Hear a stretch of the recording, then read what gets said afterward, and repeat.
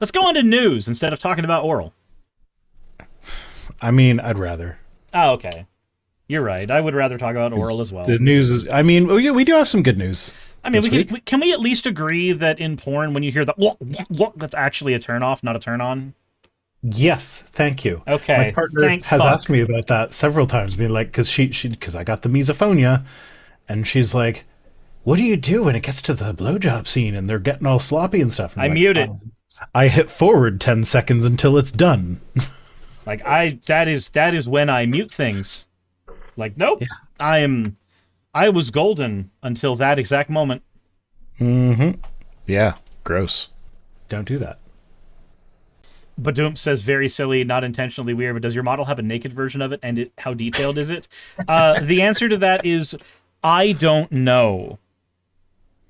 Because I don't have one, but that does not mean that Suzu did not make one. So... knowing the people that you get to do art for you, the answer is yes. Very, very likely. Yeah. Varys is probably somewhere in fan art. I mean, we know it's in fan art. That's not news. Okay, well, we're going to start with good news that is also tied to bad news. Oh, is it Supreme Court stuff? Yeah! Yeah, because that's a lot of good news tied to bad news. Yeah, so Supreme Court rejects Trump's attempt to limit birthright citizenship. Now, I'm going to be honest, I don't have strong opinions on birthright citizenship. I do recognize that the 14th Amendment was part of, like, making sure the children of slaves are actual citizens. Mm-hmm. And yeah, I'm not like opposed to that, but it's one of those things where it's like, I am pretty sure that most countries in the world don't do it this way, and it's fine for the most part.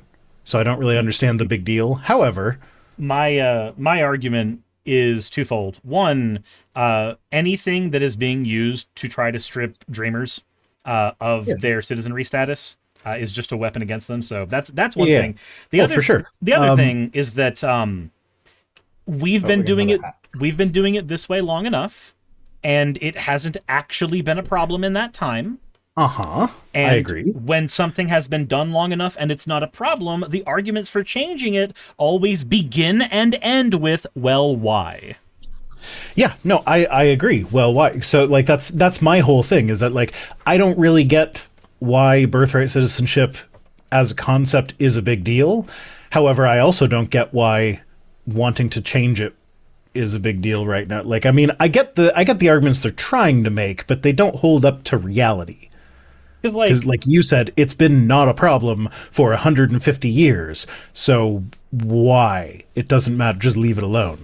Especially like when you consider the fact, don't even think about what they're trying to do it for, because we know that the entire point is to make sure that people who fall into the dreamers category lose citizenship. People who are not as white as they would like are not here. Look at the reactions of the people who have fought against this, because I covered this with Matt Walsh. If you look at the reactions of the people who've talked against this, they are saying that this was evil, which means they are saying, in fact, that the amount of, for the last 120 years, America was participating in an evil act, and it was only something that they gave a flying fuck about in the last year-ish, which is kind of the same issue you run into with trans sports. Wow. You really like women's sports a lot. Who's your favorite athlete? Crickets. Not cricket athlete, like crickets. There's no reaction. So my main thing here is that like the Supreme Court's job is to look at cases and be like, the way this was decided, is that in line with the Constitution or is it not? That is their entire job, is to decide whether or not things are constitutional. Birthright citizenship is a part of the Constitution. It's the 14th Amendment of the Constitution. Yeah. So in this case, the Supreme Court is being asked, is the Constitution constitutional? Which is definitionally, the answer is yes, but somehow they didn't get a unanimous vote. Yeah, somehow Clarence Thomas, once again, Thomas, Alito, and Gorsuch were the ones who were like, yeah, no, I don't think the Constitution is constitutional. I am surprised on that one that Kavanaugh was actually on the right side of this one, because usually the only one that I see move over to the liberal side even a little bit is Amy. Which is weird as fuck. It's really weird, but you've noticed that that's been happening. It was like, oh my god, she's going to be the extremist. Like, you notice that that's been happening in more of these rulings, right? Like, when it's a 5-4, like, it's her. Yeah. So I have a hypothesis that might actually be more of a conspiracy theory. Is it that Trump tried to sexually assault her, and there goes she's trying to fuck him over? No, I had not heard that one nor formulated it myself. But now that you have said that, it would not surprise me. No, the thing that I was going to go with is that the conservative justices, when it comes to the stuff that, like, obviously they have to uphold it, but Trump's going to get pissy if they don't turn it or overturn it. They're like rotating through which ones are the ones that side with reason and logic, and which ones are the ones that side with Trump, so that he's not mad at any of them for any extended period of time. That is my conspiracy theory. I don't think it actually holds that much water, because honestly, like, what the fuck is he going to do about it? They're the Supreme Court. Nobody can do anything about it. That's why it's a problem. Yeah, that's actually something that there's two solutions to that. Expand the court. That's one solution, but that term solution. Limits. So the term limits one. Both of those are Combine solutions. the two. Both of those are solutions, and I think that they should be combined. I think there should be 15 judges, because there are 15 district courts. So it only makes sense that as the district courts themselves have expanded, so too must the judges that are supposed to supersede them. But my other thing is, yes, there needs to be term limits, and the judges themselves need to not be appointed. They need to be people that are selected from the district courts themselves, and not just people who are appointed in by whichever president is there, because it's real. Yeah, legally speaking, the Supreme Court justices don't even have to be lawyers. So I've seen there be a push to, like, disbar Kavanaugh or Alito, or I forget who. It was like someone's calling for a disbarment of one of them. And it's like, that. First off, that's not going to happen. But, like, if it were to happen, he'd still be a Supreme Court justice with his full suite of powers. Yeah. The thing that hits me with it largely is that if, like, let's say that we kept the president being able to keep them in, right? If we kept just that aspect alone, I want to throw out just real quick how ludicrously strange that aspect is. If the job of the Supreme Court in the grand scheme of checks and balances of power is to be one of the checks and balances against Congress or against the president, then neither Congress nor the president should be the ones appointing them. It would be like the president selecting the senators. That is the argument for unlimited terms to begin with, is because the president appoints them, and now they don't have to satisfy that president, because their job is safe forever. They're not going to be worried about their job and whether or not they're going to get fired by the president if they don't do a good job. Yeah, on the flip side of that, though. Yeah, I'm not saying it's a good argument. I'm just saying that is the argument. Yeah, the solution to that is to not let the president pick them. Like that feels like, at the very least, have it staggered so that every president get, like, I forget what the exact plan was, but I saw a lawyer laid out like an appointment schedule and a term limit that would result in every president getting to appoint 2 justices. And that may actually work as an option. I'm gonna be honest, I don't think the president should be the one appointing them at all, period, because they are ones who have the ability to check the president's power, and the end result of them being able to check the president's power can be shown right now in the fact that 3 justices that have been brought in by Trump are almost always, with the sometimes exception of Amy Coney Barrett and the rare exception of Kavanaugh, they almost always vote in his favor. There are things that they don't, like with, birthright citizenship, and also with the E. Jean Carroll case. That's another one. Yeah, that's another win, sort of. So there's some areas where we're at least getting some wins there, but I wish that they were not as few. They decided not to even hear it, and we're calling that a win. I mean, like, yes, that means she won the case, but, like, it's so weird that Supreme Court wins are like, thank God they decided not to touch this one. Yeah, but at the same time, that's not abnormal.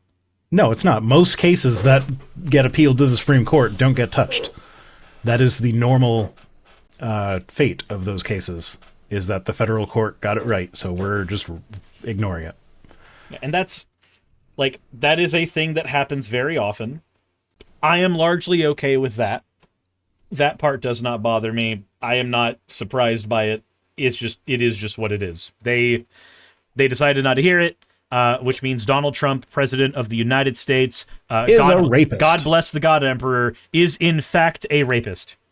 Yes, it's a matter of court record. Donald Trump is a rapist. You legally can say it. Yes. It is not defamatory. Correct. Yeah, and as far as other Supreme Court stuff goes, there was that, but they also are now allowing transgender sports bans.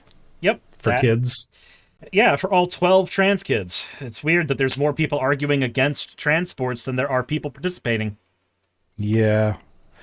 I mean, I don't particularly like that line of attack because it kind of presupposes that if there were more trans kids playing sports, then it would actually be an issue.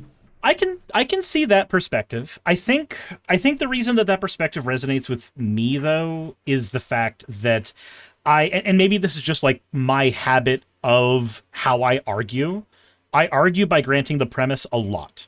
Because oftentimes when people have dumb ideas, reductio ad absurdum takes care of it for itself.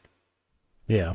And it's just up to you to show them that the reductio moves against them and not against you. So for me, my thing is looking at something and going, hey, this is a problem that needs our attention, right? Well, how much attention do we actually need? Now that you know that this is not actually a widespread problem, even in the world where we agree that it's a problem, I'm not even going to fight that world for a second. I know that world's not the right one. I know what the Olympics already said years ago, and I agree with those earlier decisions. But we already know that there's not that many trans kids who are directly in sports. In Oklahoma, it was like 3. Yeah, there were more politicians fighting against it than there were actually kids there. So my follow-up there is usually some form of, if this is not actually a widespread problem, then ask yourself the next question: why are you being asked to focus on it as opposed to anything else? Like grocery prices. Or, politicians who are groomers. Yeah. Like, that's why I resonate with that particular line. Maybe it's not the strongest line, and maybe it's birthed from a series of argumentative habits that I have, but I think just granting them, let's pretend we're in the world where it's a problem, if I can demonstrate to you the problem's not even widespread enough to merit consideration, what kind of world does that actually look like for us right now? Because it looks like a world where you're being asked to be distracted and you're being asked to attack a minority group instead of actually trying to make the world a better place. You're being, the conservative, are being used as a weapon. And that is valid, but if you also look at it from their perspective, they've been sold this idea that there are actually a wave of new trans kids. So, they just haven't made it into sports yet. So, it's not a problem yet, but it will be. And this is the step one on the slippery slope that leads us there. And I can see that perspective as well. And I don't know if I actually have a really good argument for that perspective other than what your tact originally would have been, which is, let's look at what the data actually says about trans kids in sports, and let's see if there's even any merit to trying to get rid of them. Oh, look, the data says there's no merit. Fuck you, fuck off. See, my argument is there is no merit. But so my argument there is that as far as kids are concerned, they're just kids that want to play games with their friends. 99.999% of children are not in it to become a professional athlete, and then 99.99% of the ones who are still not going to end up being professional athletes. So it's it's when it comes to kids sports, they're just kids that want to play games with their friends. That's it. That's all it is. And then when it gets to professional sports, they have testosterone testing and shit, and they have regulations about how long you have to be on hormone therapy and how like they've already got it locked down. Yeah, we've got plenty of information figuring that stuff out, though the Olympics is going backward. The Olympics is going backwards because the United States tends to be the barometer for a lot of things. And it all began with the US dollar being attributed to oil, and then because it was attributed to oil, it became the world's superpower currency, and blah, blah, blah, blah, blah. Oh, I feel like I watched that video too. Yeah, I think we probably both have. It just so happens that making the United States dollar the standard by which everybody is measured has a knockdown effect where even when we do stupid fucking shit, that's something that people think requires us to look at it and go, oh, look, precedence is over there. We should follow them. Ignore the fact that they're goose stepping. Not important. Yeah. Oh, speaking of, that's going to be related to a news item later. Oh, that's spooky. Sort of. Or maybe I pulled it as a tweet. I don't remember. No, Dr. Oz is the news item. Anywho. Less spooky, but I'd still rather not. He's got Dean Cain with him. And it's funny. We get to laugh at them for being dumb. Hey, you made it to the end. I want to give an extra thanks to the patrons who allow me to do this full time. I want to thank Aaron Rail, Astral, Britzkrieg, Jemshin, Poundini, Red Joker, Victoria, Jonas, Craig, Tarika, Fireshard, Smiling GM, John, Dren Hadamada, Creeper, Sagittarius, you know I'm not saying that last part, Sylvie Snow, Valis of Seraph, Ottoman Angel, Rooster Rachel, and Fire Panda, who are all my $20 and up patrons.